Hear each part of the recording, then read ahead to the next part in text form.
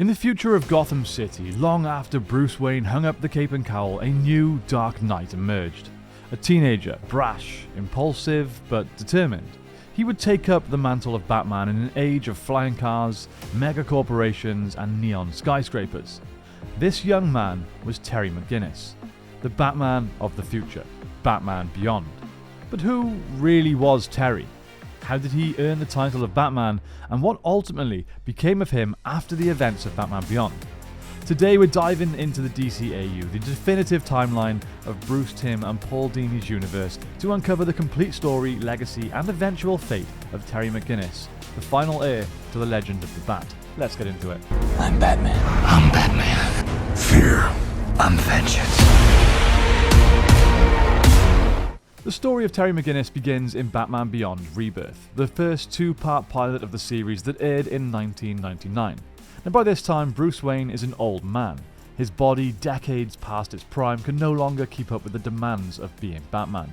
We see this in the opening minutes, a weary Bruce Wayne forced to draw a gun to save himself during a rescue, violating his most sacred vow. And in that moment, he knows his days as Batman are over. Years later, Neo-Gotham has changed, for the worse. Corruption, gangs, and greed dominate the skyline. Among its citizens is Terry McGinnis, a high school student with a troubled past. Rebellious, often in trouble, but a strong sense of justice. He's very athletic, resourceful, and quick-witted, qualities that would soon catch the attention of someone very familiar with the Knight. After a run-in with the Joker's gang, Terry finds himself at the gates of Wayne Manor, where he meets the reclusive Bruce Wayne for the first time. He stumbles upon the Batcave, uncovering the long-hidden truth. Bruce Wayne was Batman. But tragedy soon strikes. Terry's father, Warren McGinnis, is murdered after uncovering evidence of corporate corruption within Wayne Powers. With nowhere else to turn, Terry pleads for Bruce's help, but Wayne refuses. So Terry does what any desperate hero in the making would do. He steals the Batsuit. What follows is the birth of a new Batman. Not a replacement, but a successor. When Bruce sees Terry's determination and moral clarity, he relents, and from that day on, Terry becomes the new Dark Knight, mentored by Bruce from behind the computer screens of the Batcave. Then under Bruce's mentorship, Terry quickly proves he's more than just a stand-in. He takes on a rogues gallery of his own: Ink, Shriek, Spellbinder, Blight, the Royal Flush Gang, and more. These were villains unlike any Bruce had faced. Sleek, high-tech, and futuristic, but all equally dangerous. Yet time and time again, Terry demonstrates the same unwavering courage that made the original Batman a legend. Over time, Terry grows into the role. He balances his double life, a high school student by day, a vigilante by night. He forms friendships, navigates family struggles, and maintains a long-term relationship with Dana Tan, a character who serves as his emotional anchor amid the chaos of Gotham's underworld. Bruce, meanwhile, serves as a father figure and mentor, tough but caring in his own quiet way. Terry becomes the first and only person Bruce truly allows to carry on the mantle of Batman. We know that no Batman story is complete without facing the Joker, and for Terry McGinnis, that ultimate test came in the year 2000, in the animated film Batman Beyond: Return of the Joker. When a mysterious new Joker appears, seemingly identical to the original, the city once again falls into chaos. As Terry investigates, he discovers the horrifying truth. The real Joker's DNA and consciousness were implanted years ago into Tim Drake, a former Robin, through a microchip. It's one of the darkest twists in the entire DCAU, the Joker living on inside Bruce's former partner.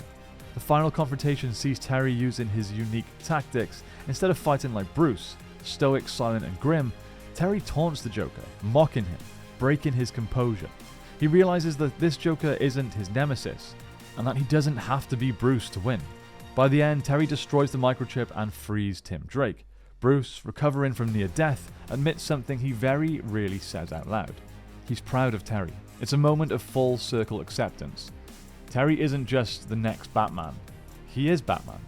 In later episodes, Terry earns his place among legends. In Justice League Unlimited's two-part story, The Call, Superman himself recruits Terry to investigate a traitor within the future Justice League.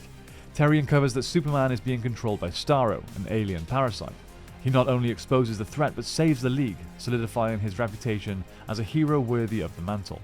At this point, Terry has matured into a seasoned Batman, confident, respected, and trusted even by the Justice League of the future. he has officially stepped out from Bruce's shadow. The very large shadow that is. Years later, we reach what many fans consider Terry's final on-screen story, the Justice League Unlimited episode, Epilogue. It's set decades after the main series. Terry is now in his early 30s and still Batman and still fighting for Neo-Gotham. But lately, he's been questioning everything. His purpose, his connection to Bruce, and even his own identity. When he tries to investigate his father's death records, he discovers something impossible. Terry's DNA doesn't match Warren McGinnis. It matches Bruce Wayne's. In shock, Terry confronts Amanda Waller, who's now an elderly woman, who reveals the truth behind a secret government program called Project Batman Beyond. Years earlier, Waller had realized that Gotham and the world would always need a Batman, so she used nanotechnology to alter Warren McGinnis' reproductive DNA, ensuring that any child he conceived would share Bruce Wayne's genetic material. In short, Terry and his younger brother Matt were biological sons of Bruce Wayne, created without his knowledge. The intention was to recreate Batman, not just symbolically, but literally. However, Waller's plan went too far when she even hired an assassin to kill Terry's parents, hoping to push him down the same path of vengeance that shaped Bruce Wayne's life.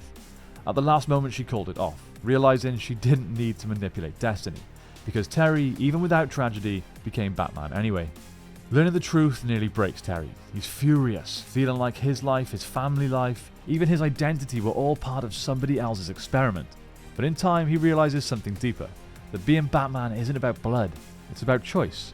He was born with Bruce's DNA, yes, but he earned the mantle through heart, courage, and sacrifice. And by the end of Epilogue, Terry makes a decision that truly defines him. Instead of repeating Bruce's lonely path, he decides to take care of the aging Wayne and stay with the people he loves.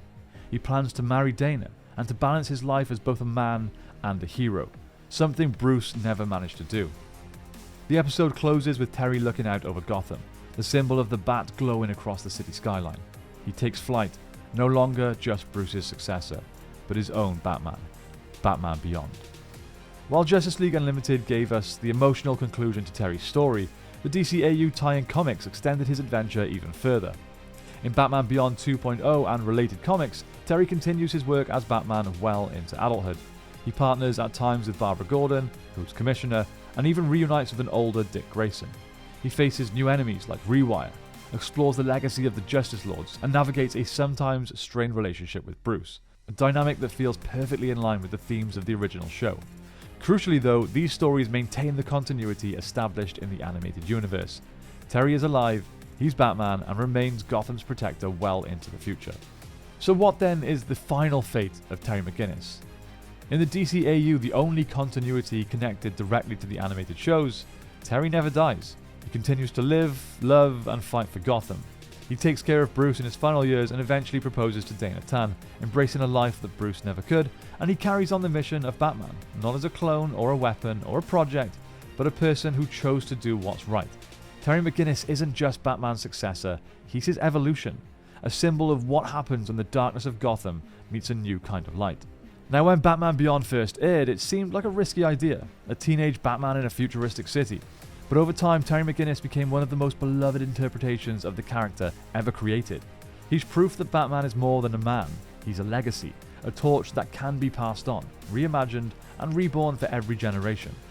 And while Bruce Wayne's story ended with solitude and sacrifice, Terry's ends with hope, a Batman who saves Gotham and himself.